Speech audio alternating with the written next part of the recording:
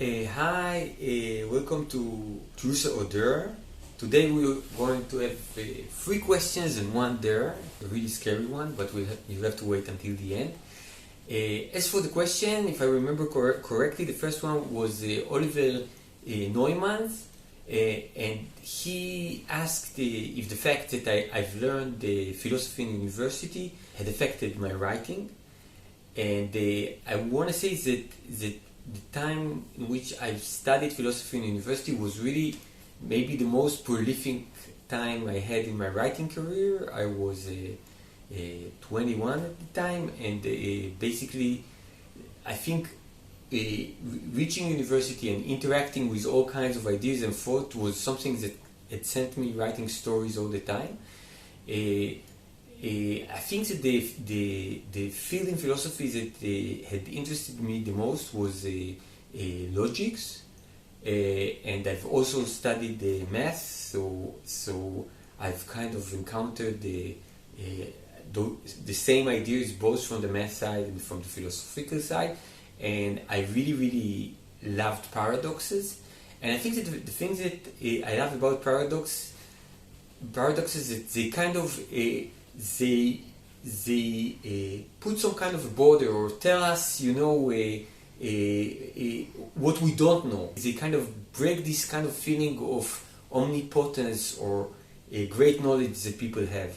And for somehow, whenever I find myself kind of looping into a paradox or saying something and in the same time it's opposite, there's something about it that I feel great. I feel human. It's not as if it's not confusing, but it's something that kind of brings me joy, and it seems like some accurate way of describing the human condition. So, yes, philosophy had great effects, and especially logics. And I think until this day, I write all kinds of weird stories that don't seem to be logical, or seem to be logical, but at the same time don't make much sense. The second question was cane flowers. And it was, can you define love? So it's very easy to define love. The only thing is that people aren't always aware that there are a million different emotions that go under the title love. The same way that we have a Corona and we have Delta and we have Omicron. Then when we talk about love, I think that there is something very abstract in this concept. A father can love a baby, a woman can love a man, but even when we talk about, love between siblings or love between a man and a woman, then still I think that they can have hundreds of different relationships that they can refer to as love. Love could be physical attraction, love could be loyalty, love could be commitment, love could be something that you look up to, love, it could be something that you look down to and want to cuddle. So basically I think that the word love is kind of like saying emotional contract with someone. But the thing with love is that it's kind of when we sign this contract, we don't show it to the other person. That's why I think lovers many times have quarrels, because each of them signed with himself or herself on a different agreement. So sometimes say, yeah, but if you love me, you have to see my parents. And you look at your contract and say, no. If you love me, we have to have sex 3 times a day. Basically, I think that the word love is, in the end, is like some kind of a powerful mirror. We think that we look outward, but in the end, we just see something in ourselves. How do you know if a story is good? So I can say that, again, like love, it's very individual. Talking about which story is good and which one is not good, it's really something that varies and changes. But what I can say is that for me, when I write a story, I realize that I'm never writing some kind of a recount of reality. I'm not trying to say what's out in the world. What I'm trying to do is to share with people some kind of a perspective, point of view, or feelings that I have.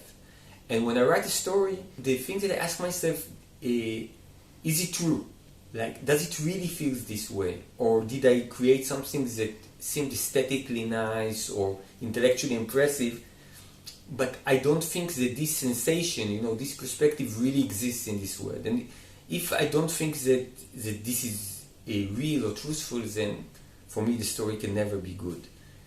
If there is something authentic behind it, then I think that, sometimes it can be not amazing, but there will always be some kind of interest in it.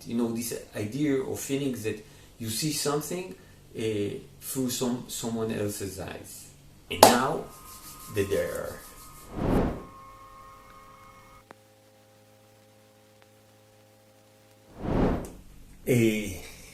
Okay, I've survived the dare. I'm not kind of an entertainer or anything, but when I kind of started watching the film, I thought to myself, I have to think about all kinds of funny things that I can say about it or make fun of it or whatever. And I just sank into it.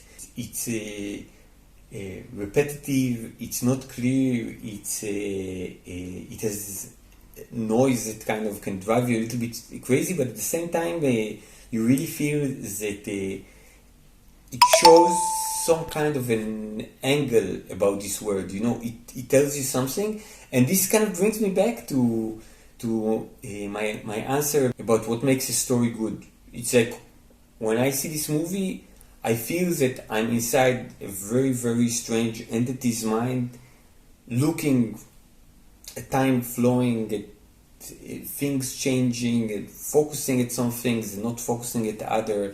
If you wouldn't dare me, I wouldn't have watched it, but I guess that after watching it, I'm going to think about it a little more.